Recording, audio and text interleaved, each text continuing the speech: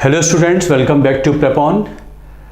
We are conducting special sessions on Buddhism and this is the fifth one. आज discuss करेंगे the शिज्म in Buddhism. शिज्म माने division या schools of Buddhism. Major तौर पे हैं तो बहुत सारे स्कूल्स, मेजर तौर पे महायान, हीनयान एंड वज्रयान. तो कैसे कैसे डिविजन्स हुए, क्या उनके सेलिएंट फीचर्स होते हैं, क्या उनकी टीचिंग्स होती हैं, क्या उनकी बिलीफ्स होती हैं, देखते हैं. यूजुअली यहाँ से क्वेश्चंस आ जाते हैं. बुद्ध की डेथ होती है और बुद्ध की डेथ के 100 साल के अंदर सेकंड बुद्धिस्ट काउंसिल बुलाई गई थी. मैंने आपको बताया था वैशाली में. इसलिए बुलाई गई थी कि बुद्ध की टीचिंग्स को लेके कई सारे डिफरेंट इंटरप्रिटेशंस आने लगे थे और वो जो इंटरप्रिटेशंस का डिफरेंस है उसको रिजॉल्व करने के लिए बुलाई जाती है second Buddhist council. Because masters की जो टीचिंग है उसकी इशू को लेकर, इंटरप्रिटेशन को लेकर इश्यूज अराइज होती रहती थी. तो सेकंड बुद्धिस्ट काउंसिल बुलाई जाती है और सेकंड बुद्धिस्ट काउंसिल में दो वैचारिक मतभेद हो गए थे, दो विचार उत्पन्न हो गए थे, स्थविरवादी एंड महासंघिक. ये मैंने आपको बताया था. स्थविर और थेरावादी, also called थेरावादी.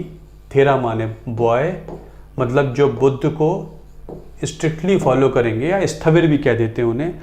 They were believers in the teachings of the elders, मतलब वो old school of thought, conservative school of thought. ये विचार बन गया. दूसरा बन गया महासंघिक, अ ग्रेटर कम्युनिटी. ये कुछ धर्म में बदलाव लाना चाहते थे. टीचिंग्स सब कुछ वही रहेंगी. ये बेसिकली स्थविरवादी जो है वो exactly whatever has been said by the Lord should be followed in letter, but they use to say let us follow the essence, but practices में थोड़ा बदलाव हो सकता है. इस विचार को लेके दो ग्रुप बन जाते हैं, Sthaviravadi and Mahasanghika. The third Buddhist council Ashok के समय होती है. इस पाटलिपुत्र में डिसेंशन ज़्यादा होने लगे थे और डिसेंशन ज़्यादा होने लगे हैं तो इसको लेके आपको मैंने बताया थर्ड काउंसिल में अशोक ने काफ़ी सारे मॉन्क्स को निकाल दिया है. उन्होंने बोला है जो धर्म को फॉलो नहीं करना चाहते हैं वो संघ को छोड़ के जा सकते हैं. इसके बाद भी काफ़ी बदलाव हुए. जो स्थविरवादी थे या थेरावादी थे, they became the four runners of Hinayana Buddhism, और जो महासंघिक थे they became the four runners of Mahayana Buddhism. तो जो पहले डिवीज़न सेकंड बुद्धिस्ट काउंसिल में हुए थे, चौथी काउंसिल आते आते, मतलब कनिष्क का समय आते आते, वो दो बड़े स्कूल्स में डेवलप हो गए थे in the form of Hinayana and Mahayana. उसमें डेवलप हो गए थे. विचारधाराएं तो पहले से चल रही थी बट वो फॉर्मलाइज्ड स्कूल हो गए थे बाय दिस टाइम. तो अब देखते हैं स्कूलों को. हीनयान और लेसर व्हीकल, स्मॉल व्हीकल इसे कह देते हैं. महायान ने इसको हीनयान कहा कि ये लेसर व्हीकल है. The small vehicle did not have place for God. इसमें जो हीनयानिस्ट होते थे इनका ये मानना है कि there is no god. Buddha एक हिस्टोरिकल फिगर हैं, इसी दुनिया को बिलोंग करते हैं. कुछ बियॉन्ड बुद्ध कुछ होता नहीं है. गॉड जैसी कोई एंटिटी नहीं होती है, उसमें विश्वास नहीं करते थे. They use to believe in the law of karma. ये लॉ ऑफ कर्मा में बिलीव करते थे बिकॉज बुद्ध ने बोला है, जब बुद्ध की डेथ हो रही थी तो Buddha spoke to Ananda, his favourite disciple, subject to decay is everything. हर चीज़ नश्वर है, हर चीज़ को ख़त्म होना है. Subject to decay is everything. Everybody must diligently work out his own salvation. हर व्यक्ति को मेहनत से अपने साल्वेशन के लिए खुद ही प्रयत्न करना पड़ेगा. तो क्योंकि बुद्ध ने ऐसा कहा था अपनी डेथ के समय, तो ये कहते थे कि you have to work out your own salvation, liberation for and by the individual himself. कोई गॉड जैसी एंटिटी नहीं है जिसके आशीर्वाद से, जिसकी मेरिट आपको ट्रांसफ़र हो जाएगी, जिसका आशीर्वाद मिल जाएगा, दैविक दृष्टि पड़ जाएगी, जिससे आपको मिल जाएगा. It is you alone and you alone can get your self salvation. It is a difficult path of self help. It is only your actions which can get you yourself salvation. जैसा कि बुद्ध ने बोला था, इन्होंने वैसे interpret किया. इसलिए व्यक्तिगत तौर पे ही काम हो सकता है. इसलिए लेसर व्हीकल है, स्मॉल यान है, only a single person can go, एक ही जा सकता है. इसलिए इसका नाम हीनयान पड़ गया, छोटा यान इसे कह देते हैं, स्मॉलर व्हीकल. खुद ही अपने लिए प्रयत्न करना है और कोई और आपके लिए काम नहीं कर सकता. They did not believe in God. इनका जो अल्टीमेट कंसेप्ट था, they believed in the concept of arhat और arhathood. What is arhathood? The state of ideal saint who obtains personal salvation, nirvana. Which is regarded as the extinction of all misery and rebirth. Arhathood के लिए हमें प्रयत्न करना चाहिए, जो मोनास्टिक डिसिप्लिन है, जो बुद्ध की टीचिंग्स है, उनका स्ट्रिक्टली फॉलो करें। उनको फॉलो करते करते हम इस माइजरी से, ये जो समस्याएं हैं, इनसे हमको निजात मिल जाएगी। जो माइजरी है, जो दुख है, इससे निजात हमको मिल जाएगी। हमको बस मोनास्टिक डिसिप्लिन पे चलना है, बुद्ध की टीचिंग्स पे ही चलना है। और जब ऐसा हो जाएगा तो हमारे लिए कोई रीबर्थ नहीं है, हमें निर्वाण प्राप्त हो जाएगी। तो हमको बनना है अरहट, इसके लिए प्रयत्न करते हैं। ये गॉड जैसी एंटिटी पे बिलीव नहीं करते हैं। तो अपनी कोशिश करो ताकि वी शुड बिकम अरहट। तो what is arhat in Hinayana Buddhism? That the people who are working for their own salvation, they work in disciplined manner following the teachings of Buddha, so that they are all the misery, जितने दुख वगैरह हैं उनके, वो सब खत्म हो गए, एक्सटेंट हो गए हैं, उनको निर्वाण की प्राप्ति हो गई है। अब वो लिबरेट हो गए हैं, दोबारा कभी पैदा नहीं होंगे। ये उनका हाईएस्ट आइडियल है जिसको वो सोचते हैं। इसके लिए कोशिश करेंगे। According to the Hinayana teachings only monks could do it. ये मॉन्क्स के लिए संभव है after making a complete breakdown with the worldly life. और ऐसा करने के लिए आपको मॉन्क बनना पड़ेगा, संग आना पड़ेगा। उपासकों के लिए ये संभव नहीं है। तो वो मोनास्ट्री लाइफ पे बहुत बिलीव करते हैं। Only those who have become monk can become an arhat, ये उनका कहना है। The Heenyans saw Buddha as a real historical figure pointing out to the faithful the path and means of salvation। वो कहते हैं बुद्ध रियल हिस्टोरिकल फिगर हैं और उन्होंने लोगों को लिबरेशन का रास्ता दिखाया है, ऐसा ये मानते हैं। वो बुद्ध को सिंबल्स के तौर पे वर्शिप करते हैं। वो कोई गॉड जैसी एंटिटी नहीं मानते हैं, उनमें सुपर नेचुरल पावर जैसी कोई चीज़ नहीं देखते हैं। तो वो सिंबल वर्शिप पे बिलीव किया करते थे हीनयानिस्ट। सिंबल्स कहाँ से आए? बुद्ध के जीवन में 5 important things took place, events took place, उनमें से ही कुछ सिंबल्स बन जाते हैं। इन्हीं की वर्शिप करना उनका काम था। वो मूर्ति पूजा के खिलाफ थे। महासंघ मूर्ति पूजा की बात करने लगे थे, बट ये मूर्ति पूजा के खिलाफ थे। बुद्ध के जीवन का सबसे पहला इंपॉर्टेंट इवेंट था उनकी बर्थ। उनकी बर्थ सिंबलाइज होती है एलिफेंट से, लोटस से या बुल से। ये उनकी बर्थ के सिंबल्स हैं। जैसे कि जो उनकी मदर महामाया थी, उनको स्वप्न दिखता है white elephant is coming down to her womb, उनके वोम में एक सफ़ेद हाथी उतर रहा है। इस तरीके से एलिफेंट हुआ या लोटस हुआ या बुल हुआ, ये उनके बर्थ के सिंबल हैं। तो जो शुरू का आर्किटेक्चर है बुद्धिज़्म का, वहाँ पर आपको सिंबल्स ही दिखेंगे, मूर्तियाँ बहुत बाद में बनी हैं। सेकेंड इवेंट बुद्धिज़्म का जो सबसे इम्पॉर्टेंट माना जाता है, वो जब बुद्ध ने अपना घर छोड़ा था। इसे कहते हैं महाअभिनिष्क्रमण, ग्रेट रिनंसिएशन। हम इससे बात कर चुके हैं इसके बारे में।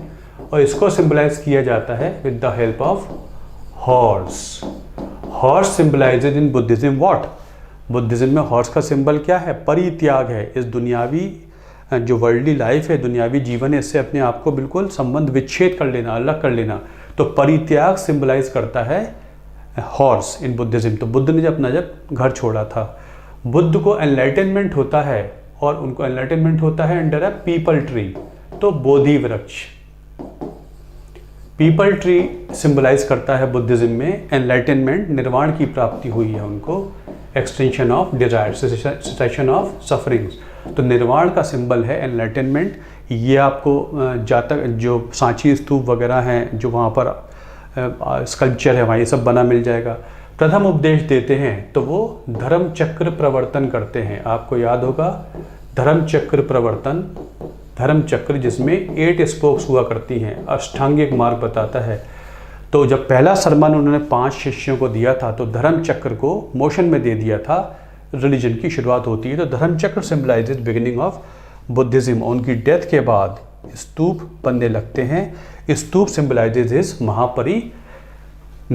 तो ये सिंबल वर्शिप करते हैं, ये इन सिंबल्स की ही पूजा करते हैं, कहीं कोई मूर्ति पूजा की बात नहीं है। तो शुरू में स्तूप के ही चक्कर काट कर जो उसका सर्कमएम्बुलेशन करते हैं, वही उनके वर्शिप का तरीका होता है। तो हुआ करते थे हीनयानिस्ट। ये ओल्ड स्कूल ऑफ थॉट कहलाता है, जो लॉ ऑफ कर्मा पे काम करते थे। इनके विपरीत जो नया स्कूल बना वो था महायानिस्ट। वो कहते थे it is too selfish to work for your own salvation, let us help others as well. तो डेवलप हो जाती है थ्योरी ऑफ महायान बुद्धिज्म और द ग्रेट व्हीकल। वो कहते थे it is a bigger yana, it is not a lesser yana, ये बिगर यान है। वी ऑल कैन गो, हम सब एक साथ जा सकते हैं, इसलिए अपने लिए ही नहीं हम उनके लिए भी प्रयत्न करें, जो और दुनिया के लोग हैं उनको भी सही रास्ते पे लाएं ताकि सबको मोक्ष की प्राप्ति हो, सबको लिबरेशन हो जाए। सो big ship which can accommodate a much larger number of people and can safely and securely take to the shore of nirvana from the troubled waters of this संसार। हीनयानिस्ट सिर्फ मॉन्किश जीवन के लिए कहते हैं कि जो मोनास्टिक लाइफ है वहीं से संभव है, ये कहते हैं आम जनता को भी प्राप्त हो सकता है, हमें सबके लिए काम करना चाहिए। Mahayana believes that nirvana is not a negative cessation of sufferings but a positive state of bliss। इन्होंने अब रिलीजन का एक दूसरा पहलू दिखाया है। बुद्ध ने जो कहा था उसका इंटरप्रिटेशन हीनयानिस्ट ने निकाला कि यहाँ दुख में, संसार में दुख ही दुख है, उससे छुटकारा पाना निर्वाण है। ये कहते हैं निर्वाण दुख में छुटकारा पाना नहीं है बट एक आनंद की स्टेट में एंटर कर जाना है। इन्होंने उस इंटरप्रिटेशन को पॉजिटिव साइड दिखाई, जबकि वो हीनयानिस्ट नेगेटिव साइड दिखाते थे कि वो जो दुख हैं उससे छुटकारा मिल जाएगा। ये कहते थे उससे छुटकारा मिलेगा तो you will enter the state of Anand, bliss में पहुंच जाएंगे। ये इनका इंटरप्रिटेशन था और यही छोटे छोटे फर्क इन स्कूलों को अलग कर देते हैं। Buddha is here transformed into a god and worshipped as such. Buddha को ये गॉड के तुल्य मानने लगे हैं और उनकी वर्शिप मूर्ति के तौर पे करने लगते हैं, ये आइडल वर्शिप करने लगते हैं। और एज यू नो कनिष्क के समय 4th काउंसिल हुई थी और मूर्ति पूजा शुरू हो गई है। उसी समय गांधार स्कूल डेवलप होता है, मथुरा स्कूल डेवलप होता है, जहाँ बुद्ध की मूर्तियाँ सबसे पहले बनी मिलती हैं। तो बुद्ध की मूर्ति पूजा कुछ इस समय होने लगी थी जब 4th बुद्धिस्ट काउंसिल हुई थी और महायान स्कूल अपने बिल्कुल फॉर्मल रूप में आ गया था। ये बुद्ध को गॉड के तौर पे मानते हैं, मतलब हिस्टोरिकल फिगर के अलावा भी बुद्ध पहले भी हुए हैं। He is identified with transcendental reality and is said to possess power of reincarnation. ये पहले भी थे और आगे भी आएंगे, ऐसा इनकी थ्योरी से निकलने लगता है। और इनके अनुसार 6 बुद्धास प्रीसीडेड गौतम बुद्ध। गौतम बुद्ध से पहले 6 बुद्ध और हुए हैं और आगे भी एक मैत्रेय आएंगे लोगों के इमेंसिपेशन के लिए। तो ये फ्यूचर बुद्ध में बिलीव करते हैं। कहने का मतलब है कि जो हिंदुइज्म का कंसेप्ट था अवतारवाद का, वैसा ही कुछ इनमें महायान फिलॉसफी में देखने को मिलने लगा कि पहले भी बुद्ध हुए थे और बाद में भी बुद्ध हुआ करेंगे। इनसे पहले 6 होते थे और एक आगे भी आएंगे। तो ये बुद्ध के रीइंकारनेशन में विश्वास करते हैं, गॉड जैसा उनको मानने लगे हैं। इनका जो मेन उद्देश्य था कि इस कंसेप्ट से हटकर हम बोधिसत्व कंसेप्ट की तरफ लोगों को ले जाएं। ये क्या है, ये समझिए बोधिसत्व क्या होता है। Mahayan doctrine represented a great ferry boat that would take humanity across the sea of suffering and rebirth to the shore of nirvana। एक फेरी बोट की तरीके से है जो लोगों को इस संसार के दुखों से ले जाएगी और ब्लिस ऑफ हेवनली ब्लिस में ले जाएगी, ये मानते हैं। Mahayana school shifted the focus from arhat to bodhisattva. Bodhisattva ये क्या है? बोधिसत्व वो हैं जो अपने निर्वाण को डिले करते रहते हैं, वो सारा कुछ कर चुके हैं जिससे उनको निर्वाण हो सकता है, बट वो सब अपने निर्वाण को डिले करते रहते हैं ताकि जो और लोग हैं जो डेविएटेड हैं पाथ से, उनको सही पाथ पे लाया जा सके, उनकी मदद कर सके ताकि सभी लोगों को निर्वाण मिल जाए। Because it is a greater yana, we all can go. So bodhisattva was one who postponed his entry into nirvana until he could lead all other beings to nirvana as well. It laid emphasis on salvation for all। ये सबके मोक्ष के लिए काम करते हैं।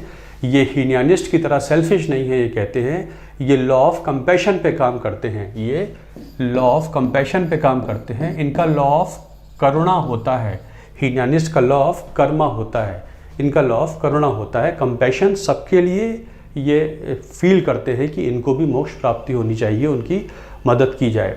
This was a departure from the ideal of earlier school where arhat was the person seeking nirvana for his personal solvation.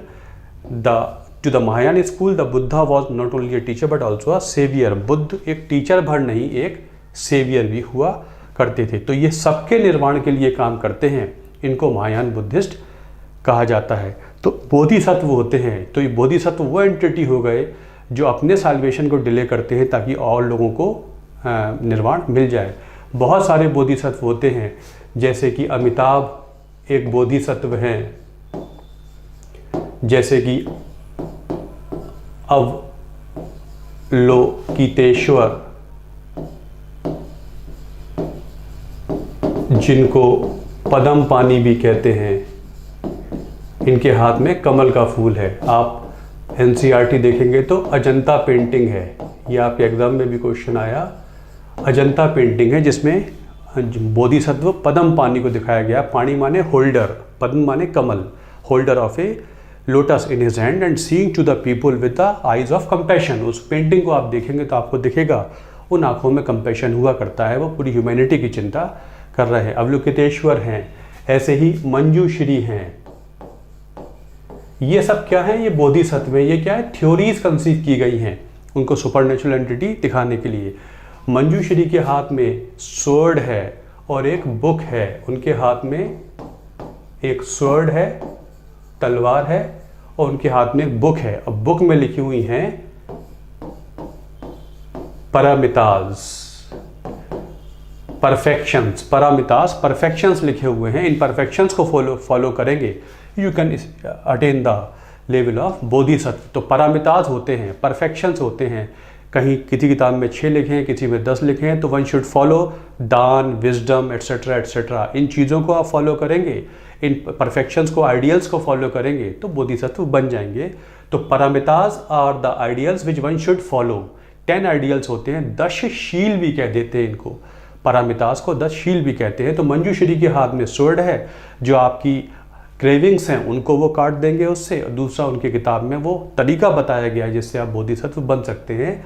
तो पारामितास का भी डिस्कशन होता है। इस तरीके से बुद्ध को सुपरनेचुरल एंटिटी के तौर पे देखने लगते हैं और कंसेप्ट बन जाता है फ्यूचर बुद्धा, प्रिसीडिंग बुद्धा, बोधिसत्व जैसा कंसेप्ट बनने लगता है। तो ये हुआ करता था Mahayana Buddhism. They use to go for idol worship. आगे चलकर 7th-8th सेंचुरी में आ जाता है Vajrayana, the vehicle of thunderbolt. The vehicle of thunderbolt, इसको कहते हैं Vajrayana Buddhism, the vehicle of Thunderbolt.